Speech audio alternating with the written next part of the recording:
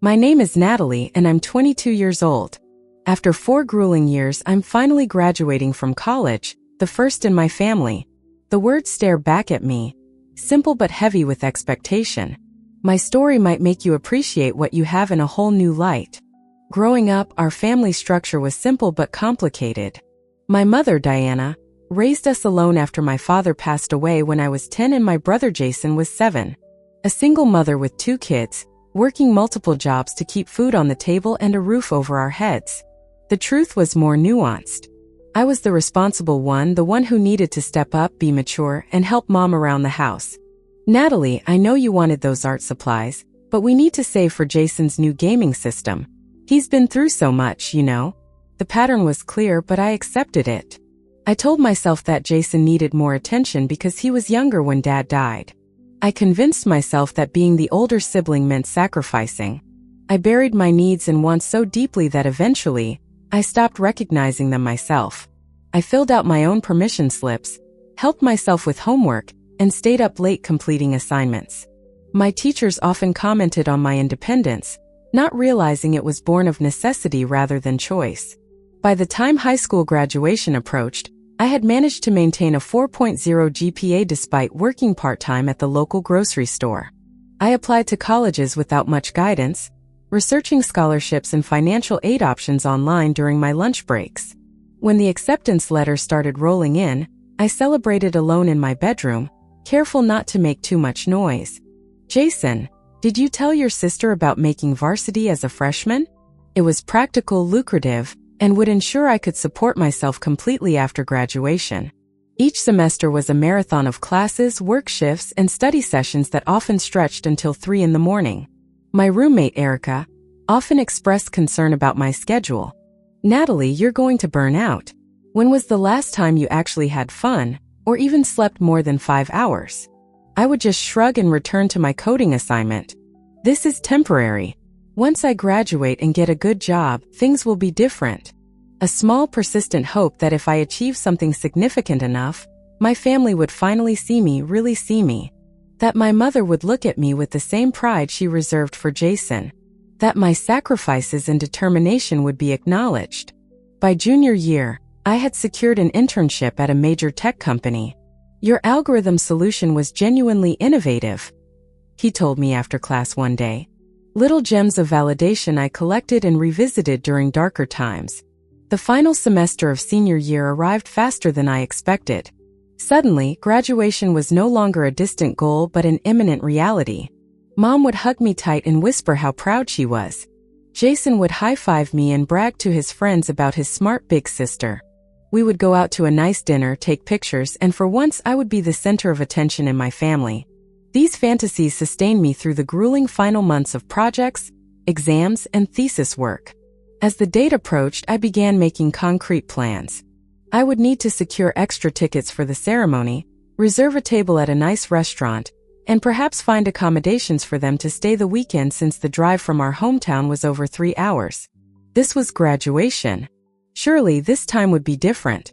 The university email detailed the procedures for the big day, including the processional lineup, where families should sit, and the schedule of events. I printed 2 extra copies for Mom and Jason. I visited the campus bookstore and purchased my cap and gown, running my fingers over the silky material with a sense of accomplishment. I spent more than I should have on a new dress to wear under my gown, along with shoes that were both professional and comfortable enough for the long ceremony. Next came accommodation arrangements. It was more expensive than I had budgeted for, but I wanted everything to be perfect. For Mom, a delicate silver necklace with a pendant that had our birthstones. For Jason, the latest edition of the video game he had been talking about. I'll text them tomorrow to confirm. Just don't get your hopes too high, okay? Her voice was gentle, but her eyes held worry. Erica had witnessed too many disappointed phone calls, too many holidays where I sat in our dorm room because going home wasn't really an option. She had been there when I called home after receiving the internship offer, only to have Mom cut the call short because Jason needed help with something. It'll be different this time, I assured her, though the confidence in my voice sounded hollow even to my own ears. Should I be casual or formal, enthusiastic or matter-of-fact? 3 dots appeared immediately. Jason was typing. Vegas. Maybe next time. As if my college graduation was a casual coffee date that could be rescheduled. Before I could respond, another message appeared, this time from Mom. Don't make this about you. 5 words that cut deeper than any knife. I didn't matter. Not enough. With trembling fingers, I typed the only response I could manage without completely falling apart. I set the phone down carefully as if it might explode. They had made plans to go to Las Vegas instead. I called Erica, but when she answered, I couldn't bring myself to tell her what had happened. Instead, I sat alone in my room, numb with a pain too deep for tears. The reservation confirmations in my email represented nothing but my own foolish hope. I picked up my phone again, rereading the exchange as if the words might somehow rearrange themselves into something less hurtful. My brother would rather party in Vegas. My mother thought I was being selfish for wanting them at my graduation. Sleep eluded me that night. The time I won the state science fair in 10th grade, and neither of them showed up. The time I performed a piano solo at the winter concert after teaching myself to play, only to look out at an audience with no familiar faces. The award ceremony where I received a scholarship, sitting alone while other students were surrounded by proud parents. By morning, my eyes were swollen from the tears I had finally allowed myself to shed, and my throat was raw from muffling sobs into my pillow. I called in sick to my part-time job at the campus technology help desk, something I had never done before. Around noon, curiosity and a masochistic need to understand drove me to check social media. He had been posting about the Vegas trip for weeks, sharing screenshots of hotel bookings and excitedly tagging friends who would be joining. Mom had apparently booked a luxury suite at one of the most expensive hotels on the Strip. There were posts about show tickets, restaurant reservations, and even a helicopter tour of the Grand Canyon. The contrast to my own birthdays was stark and painful. Certainly no trip to Vegas with friends. I scrolled further, noting the comments from Mom on nearly every post. Anything for my baby boy. Each word was like acid on an open wound. The truth, which I had been avoiding for years, was unavoidable now. It was about priority, and I simply wasn't one. As children, we had been close despite the age difference. I had read him bedtime stories, helped him with homework, and bandaged his scraped knees when Mom was working late. Jason came to expect the preferential treatment he received from Mom, and began to see it as his due rather than a gift. He became dismissive of my accomplishments, competitive in a way that seemed unnecessary given that Mom always took his side. I had driven home despite having finals the week before, bringing thoughtful gifts I had saved for months to afford. I left early the next morning, making an excuse about needing to study. This was the pattern of our family, established years ago and unlikely to change, regardless of what I achieved or how much I yearned for their approval. Don't make this about you. Yet even that was too much to ask. I sent it, knowing it was probably futile but needing to try one last time. The response came almost immediately. And this time I didn't respond at all. The next morning, after a night of fitful sleep punctuated by anxiety dreams, I made a decision. Text messages were too easy to dismiss, too easy to hide behind. Mom. I wanted to talk about graduation, I said, trying to keep my voice steady. She sighed, the sound crackling through the phone connection. We already discussed this. We have plans. There you go again, making everything about you, she said, her voice hardening. Is that what you think? That I just want recognition? The comparison to my father was meant to hurt. In our household, he had become the villain of every story. The man who abandoned his family by dying too young, the standard against which all selfishness was measured. This isn't about being special, I said, my voice rising despite my best efforts to stay calm. Jason needs me more than you do, she snapped. Jason is different. He needs support. And I don't. The question escaped before I could stop it, raw and vulnerable. There was a pause, and when she spoke again, her voice had a new edge to it, almost confessional in its bitterness. I was stunned into silence. This was more honesty than my mother had offered in years, possibly ever. Jason gets more attention because he needs it. He's not like you. School doesn't come easy to him. Life doesn't come easy to him. He needs me in a way you never have. I have needed you, I whispered. I have always needed you. Well, you've never shown it, she retorted. Mom, I didn't mean to make you feel that way. I just did what I had to do. I thought you would be proud of me for not being a burden. A mother wants to be needed, Natalie. You never needed me. And now you want me to drop everything, disappoint Jason and his friends, lose money on non-refundable reservations, just so I can watch you walk across the stage for 10 seconds? If you were really as mature and independent as you claim to be, you would understand why that's not reasonable. Something broke inside me then. A dam holding back years of hurt and resentment. Not reasonable? What's not reasonable is ignoring your daughter for years. What's not reasonable is celebrating one child while completely dismissing the other. What's not reasonable is making me feel like I don't matter in my own family. All I wanted was for you to come to my graduation. One day. One important day in my life. But even that is too much to ask, isn't it? I stared at the phone in disbelief, then threw it across the room, watching as it bounced off the wall and landed on the carpet. Eventually, a strange calm descended, the kind that comes after an emotional storm has spent its fury. Stop measuring my worth by their recognition. A letter documenting every dismissal, every disappointment, every moment I had been made to feel small or invisible in my own family. The days leading up to graduation passed in a blur of final exams, project submissions, and emotional preparation. These people saw me, valued me, celebrated me without reservation or condition. Dr. Thompson invited me to join his family for dinner after the ceremony. Erica helped me zip up the new dress underneath, then stepped back to assess the full effect. Noticeably absent were any messages from Mom or Jason. Despite my resolution to expect nothing, their silence still stung. Let me take some pictures, Erica insisted, reaching for her camera. You need to document this day. I posed awkwardly, unused to being the center of attention, but grateful for her insistence. Breaking. Major fire at Las Vegas hotel. Multiple injuries reported. The blood drained from my face as I fumbled for my phone. The Luxor. That was where Jason and Mom were staying. I tried Jason. The same result.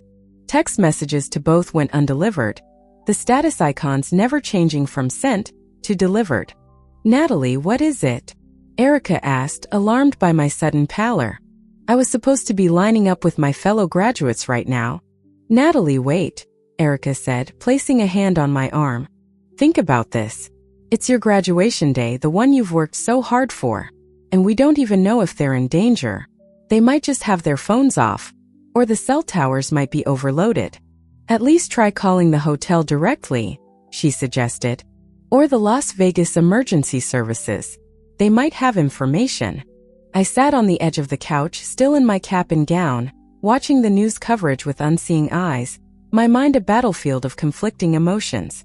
I have to go, I said again, standing up decisively. I can't sit through a ceremony not knowing if they're okay. They're still my family, I replied simply. And right now, that's all that matters. Within 20 minutes, I had changed out of my graduation regalia, booked the earliest flight to Las Vegas I could find, and packed a small overnight bag. Erica drove me to the airport, promising to explain my absence to our friends and professors. And Natalie, you are the strongest person I know. Whatever happens, you'll get through it. The flight to Las Vegas felt interminable, though it was only a few hours. I kept my phone in hand the entire time, hoping for a response to my increasingly desperate messages, checking news updates whenever the spotty airplane Wi-Fi allowed. The fire had been contained, but not before causing significant damage to 3 floors of the hotel. Over 50 people had been treated for injuries, mostly smoke inhalation, with 12 hospitalized in serious condition. I grabbed my bag and rushed out of the airport, hailing the first taxi I saw. The scene that greeted me at the Luxor was one of controlled chaos. Guests in various states of distress milled about outside, some wrapped in emergency blankets, others on their phones trying to make arrangements or contact loved ones. I joined the crowd, scanning faces desperately for any sign of Mom or Jason. "Excuse me," I said, approaching an officer who was directing people. "My mother and brother are staying here, Diana and Jason Walker. I can't reach them by phone. Do you know where I can get information?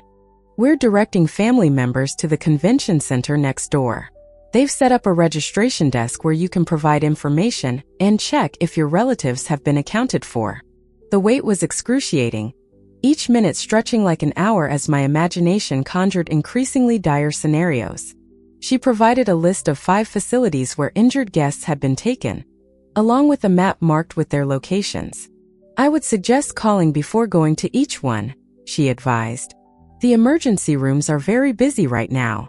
The first 3 hospitals had no record of either Diana or Jason Walker. My heart lurched. Is he okay? What about my mother, Diana Walker? Would they have been brought in together? I'll be right there, I said, already moving toward the exit. The taxi ride to University Medical Center was a blur. My thoughts raced between relief that Jason had been located and terror about what condition he might be in and what had happened to Mom. The emergency department was crowded, a testament to the scale of the incident. Family of Jason Walker? How is he? And do you know anything about my mother, Diana Walker? They were together. Your brother is doing well, the doctor said, and I felt my knees weaken with relief. The doctor's expression grew more serious. From what I understand, your mother went back into the affected area after initially evacuating, apparently to help someone who was trapped. She managed to get them out but sustained injuries in the process. Mom had gone back into a burning building to help someone. The same mother who couldn't be bothered to attend my graduation had risked her life for a stranger. Can I see them? I asked, my voice barely audible. I decided to see Jason first, needing to confirm with my own eyes that he was all right. When I entered the treatment room, he was sitting up on a gurney, an oxygen mask beside him, and his wrist wrapped in a bandage. He looked pale and disheveled but fundamentally okay. And everything happened so fast. One minute we were at breakfast, and the next there were alarms and smoke everywhere. She was amazing, Nat. We were already outside safe, when Mom heard this woman screaming that her little boy was still inside in the bathroom. The woman had been separated from him in the chaos. Before anyone could stop her, Mom just ran back in. The firefighters were focused on another section, and she just went. It didn't compute. The boy she saved, Jason continued. He's the son of Mom's old high school friend, Sophia. They bumped into each other at the pool yesterday. Totally random. They were having breakfast with us when the fire started. Jason nodded. He wasn't the selfish, oblivious brother of my narrative in this moment. The sincerity in his voice caught me off guard, but I simply nodded and headed for the ICU. I approached quietly, not wanting to wake her if she was sleeping. But as I drew near, her eyes fluttered open, focusing slowly on my face. Her voice was barely audible through the mask, raspy from the smoke and strain. "Hi, Mom," I said, fighting back tears. "Your graduation," she whispered. "I missed your graduation. I'm so sorry." Of all the things I had imagined her saying when I finally saw her, this was nowhere on the list. Tears spilled down my cheeks as I gently took her uninjured hand. "It's okay, Mom. I'm just glad you're all right." She shook her head weakly. "No, it's not okay. None of it has been okay." Her eyes, bloodshot and tired, held mine. "I needed you too," I whispered. "I always have. I know that now. When I thought I might die in that fire, all I could think about was that I would never get to see you graduate, never get to tell you how proud I am, even if I've been too scared to show it." The monitors beeped steadily as we looked at each other, years of unspoken feelings hanging in the air between us. "Mom, that's not true." "It is. You know it is. By the time you were 15, you were handling things I still struggle with. College applications, financial aid, budgeting. You never needed my help. And that terrified me, made me feel useless. So I focused on Jason because he let me feel needed." Her admission stunned me into silence. All these years, I had interpreted her distance as disappointment or disinterest, when in reality, it had been fear and insecurity. "I thought you didn't care," I admitted. "They mattered too much," she replied, her voice growing weaker. "They reminded me of everything I hadn't done with my life, every opportunity one had missed. It was easier to look away than to face that.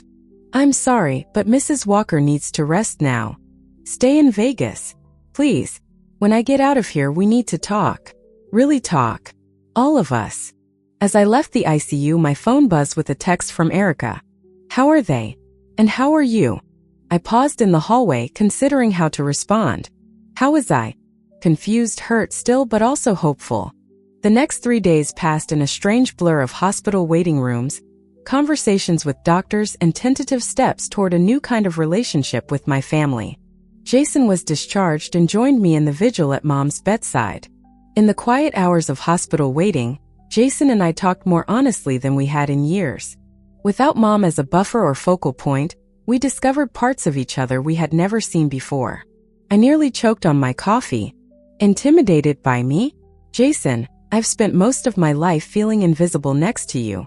I don't remember him much, Jason said softly, speaking of our father. Just vague impressions.